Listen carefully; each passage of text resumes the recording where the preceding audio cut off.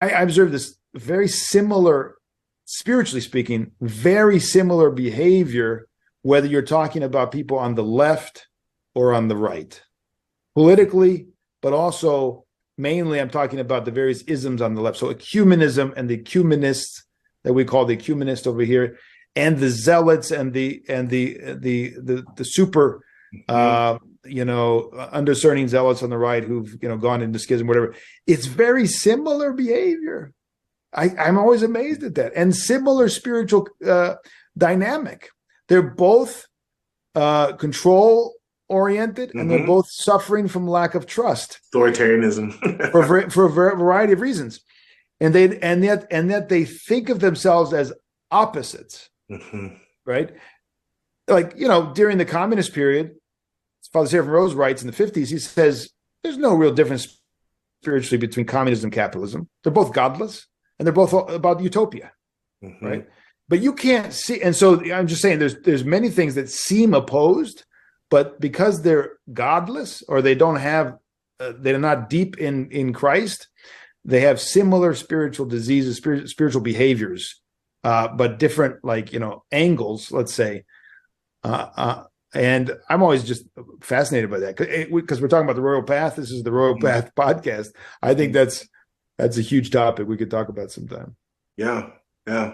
I mean, it's interesting to me too. I would just say, ignorance, my people perish because of lack of knowledge, and the ignorance of not just, let's say who God is, because an Orthodox Christian could say, well, recite the creed and there you go. There's my faith, there's whatever, but about how the spiritual life works. I mean, on a real basic level, I think that's one of the things too that a lot of people are lacking, because people aren't versed in, what the cross looks like. People, I think, have an abstract of what that is, and that abstract, kind of fixation, that abstract image of it keeps them from seeing how Christ is calling them to the cross everywhere. Like you said earlier about, the nursing baby in the middle of the night.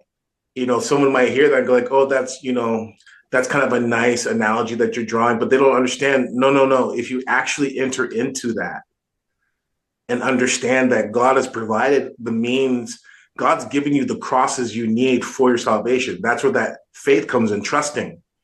This is in front of me. And it's so simple that it becomes too difficult for people to apprehend. It's a lot like Naaman when he was Elisha bids him to go wash in the Jordan.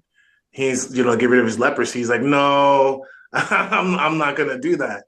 And, his servant says, Master, you've done all these other things. You're not going to do this simple thing the prophet asks you. And the lack of humility, and sure, all these things have happened, but it gets people in this place where they cannot recognize how in Christ's love, and that it is Christ's love, the cross that's offered to them, that's him bidding them to come, to be saved, to be with him and to be with the saints, because that's the basic foundation of spiritual life. That's the brick and the mortar of what the spiritual life is. But I think we have this very idealistic or kind of superficial idea about asceticism and about the cross and about life in Christ, and that's one of the reasons why behind people say, "Oh, I can't live the life of the monks on Mount Athos or something," because they're looking at it externally.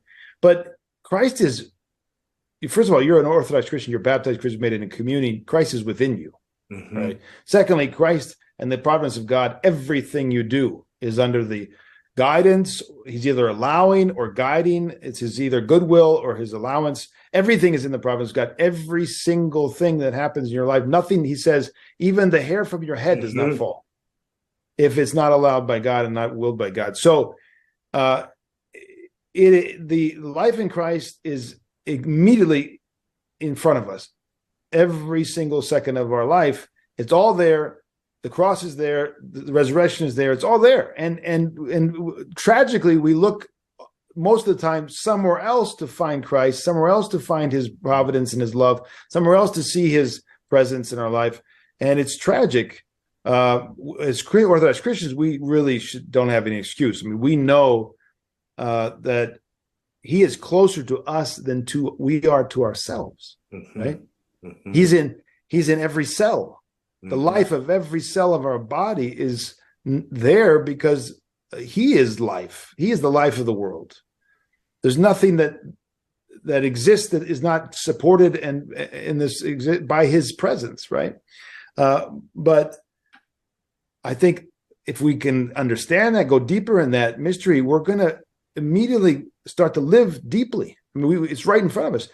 It's not far. It's right. No. It's in our mind, in our hearts, in our lips. It's on our lips. It's in our thoughts. That's where the spiritual life is had and lived.